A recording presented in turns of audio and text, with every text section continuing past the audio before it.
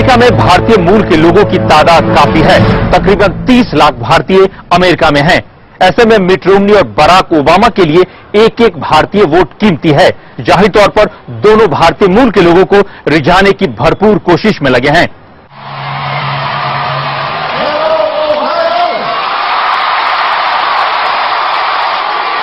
चुनाव अमेरिका का, लेकिन असर भारतीयों का, और असर भारतीयों पर।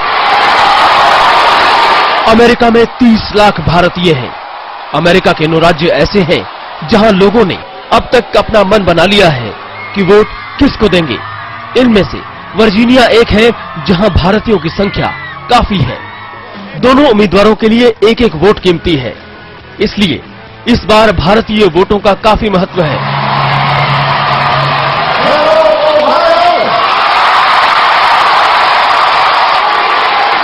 भारतीय मूल के लोगों के इलाकों में दोनों खेमों के चुनाव प्रचार जोरदार तरीके से हुए हैं।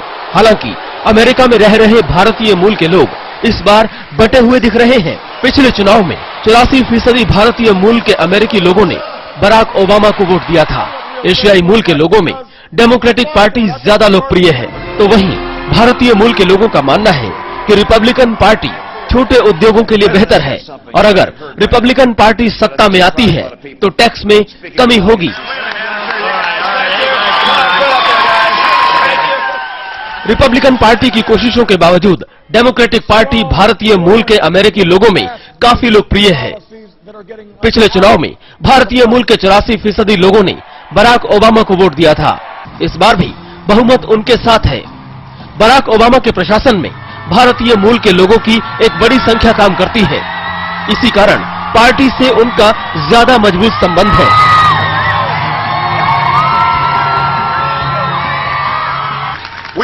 भारतीयों में डेमोक्रेटिक पार्टी की लोकप्रियता के कारण जो भी है, ये बात सच है कि 30 लाख भारतीयों ने बहुमत से एकजुट होकर जिस उम्मीदवार को वोट डाला, उसे राष्ट्रपति बनने से कोई नहीं रोक सकता, क्योंकि राष्ट्रपति पद के लिए 6 नवंबर के चुनाव में इस समय दोनों उम्मीदवारों की लोकप्रियता में कोई अंतर नहीं है।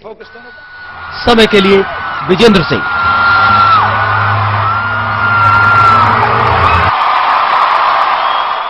अमेरिकी चुनाव भारत के लिए बेहद अहम है।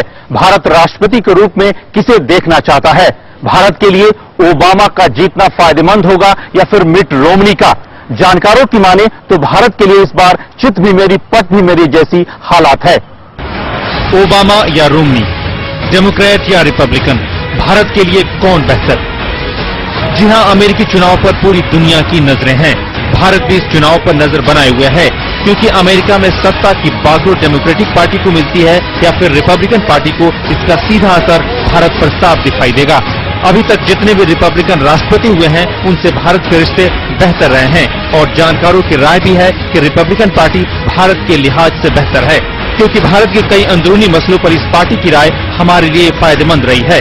जानकारों का मानना है कि रिपब्लिकन राष्ट्रपति जॉर्ज बुश के दौरान भारत और अमेरिका के रिश्ते परवान चढ़े, और इसी दौरान दोनों मुल्कों के बीच न्यूक्लियर डील को अमली जामा भी मिला। आमतौर पर जो हमने देखा है कि रिपब्लिकन हमारे लिए ज्यादा मुफीद होते हैं। डेमोक्रेट्स ज्यादा कड़े हैं न्यूक्लियर पॉलिसी पे, कश्मीर के मुद्दे के ऊपर। तो यही एक तो मुद्दे हैं जो हमारे लिए जरा क्या सब मिसअंडरस्टैंडिंग्स क्रिएट करती हैं, लेकिन रिपब्लिकन्स इस लिहाज से ज्यादा उनमें बहुत ज्यादा झलक है। हालांकि कुछ जानकारों का ये भी मानना है कि सत्ता की बागडोर डेमोक्रेटिक पार्टी को मिले या फिर रिपब्लिकन पार्टी को, दोनों के लिए भारत के साथ रिश्ते मजबूत बनाना मजबूरी और जरूरत दोनों बन गई है, क्योंकि आर्थिक मंदी की वजह से अब अमेरिका की प्राथमिकताएं बदल गई हैं। इस बारी अमेरिका चाहता है भारत के साथ रिश्ते इंप्रूव हों, दोनों साइड्स चाहते हैं, क्योंकि अमेरिका एक इकोनॉमिक मंदी में है, आर्थिक मंदी में है, रिसेशन है। उनको भारत की मार्केट की जरूरत है। वो भारत की डिफेंस इंडस्ट्री में एंट्री करना चाहते हैं। वो हर कंस्टिट्यूएंसी में एक डिफेंस इंडस्ट्री है, तो दोनों प्रेसिडेंट्स चाहेंगे कि वहां पे आउटसोर्सिंग की दोनों की एक ही बात हो रही है। तो जानकारों की यही राय है कि अमेरिका के आका ओबामा बने या रोमनी, उनकी विदेश नीति में भारत के लिए चिंता की कोई बात नहीं दिखने वाली। अमेरिका में डिबेट्स की पुरानी परंपरा है। इसके जरिए डेमोक्रेटिक और रिपब्लिकन दोनों पार्टियां अपना दमखम दिखाती है और मतदाताओं को रिझाने की कोशिश करती हैं। Creating wind power with good paying manufacturing jobs. And the Republican senator in Iowa is all for it, providing tax credits to help this work. And Governor Romney says, I'm opposed. I'd get rid of it. That's not an energy strategy for the future. अमेरिकी राष्ट्रपति चुनाव में बहस की परंपरा काफी पुरानी है। I don't think the American people believe that. I will fight for oil, coal, and natural gas. And the proof. चुनाव के पहले 3 बहस होती हैं।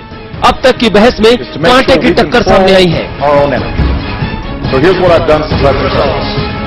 And an unshakable faith that they have a new beginning. My conviction that better days are ahead is not based on promises and rhetoric, but on solid plans and proven results. पहली बहस Romani के पक्ष में, जबकि दूसरी और तीसरी बहस बराक ओबामा के पक्ष में गई है। चुनावी नतीजों के लिहाज से इन बहसों की ज्यादा अहमियत नहीं होती। पिछले राष्ट्रपति जॉर्ज बुश को बहसों में लगातार खराब प्रदर्शन के बावजूद दोनों चुनाव में उन्हें जीत हासिल हुई थी। वैसे इन बहसों से अमेरिकी जनमत का अंदाजा मिलता है कि आने वाले दिनों में वह अपने देश को कहां देखना चाहते हैं। कि डिबेट से ज्यादा फर्क नहीं पड़ता है कि जब तक पहले डिबेट दिखाया जाता है, लोगों ने अपना मन बना लिया कि अच्छा हम इसको वोट देंगे या उसको वोट देंगे, तो इतना ज्यादा फर्क नहीं होता है। पर हाँ, जोश में फर्क होता है।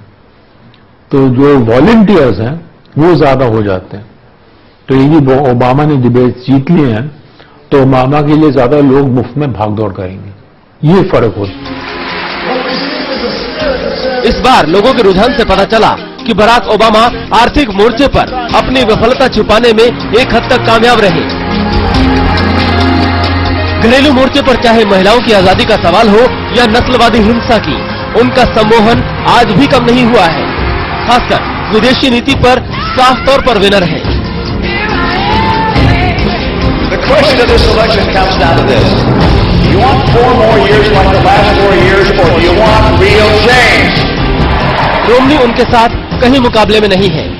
रिपब्लिकन पार्टी न सिर्फ इराक और अफगानिस्तान में बल्कि सभी इस्लामी देशों में ओबामा की नरमपंथी रणनीति की आलोचना करती आई है।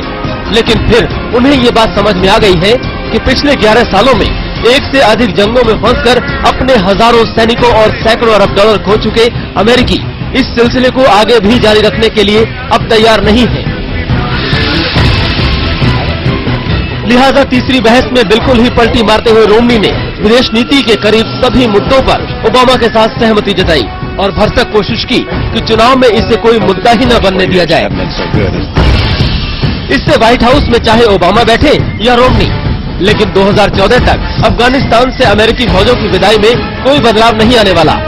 ड्रोन हमलों पर दोनों सहमत हैं, लिहाजा अमेरिका और पाकिस्तान के रिश्ते आगे भी असहज ही रहेंगे। ऐसे में भारत को अपनी पड़ोसी नीति पर और ज्यादा सचेत रहने की जरूरत है। पहली बहस में रिपब्लिकन पार्टी के मिट रोमनी का पलड़ा भारी रहा था। बहस के दौरान तो ओबामा को कई मिट रोमनी के सवालों के जवाब देने में काफी मशक्कत करनी पड़ी थी और कुछ दिनों के लिए लगने लगा था कि ओबामा शायद जुबानी जंग में पिछड़ जाएंगे। लेकिन दूसरी बहस में बराक ओबामा ने पलटवार करते हुए मिट रोमनी की जुबान बंद कर दी और रोमनी के हर सवाल की काट ओबामा के पास थी।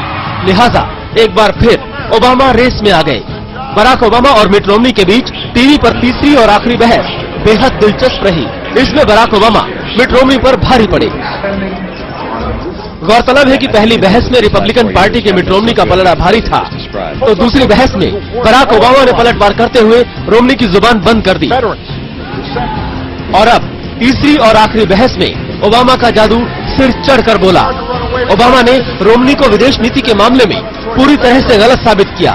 बहस के दौरान आहिस्ता आहिस्ता हालात तो ये आ गए कि रोमनी भी ओबामा की कई विदेश नीतियों पर सहमत होते नजर आए। समय के लिए विजेंद्र सिंह।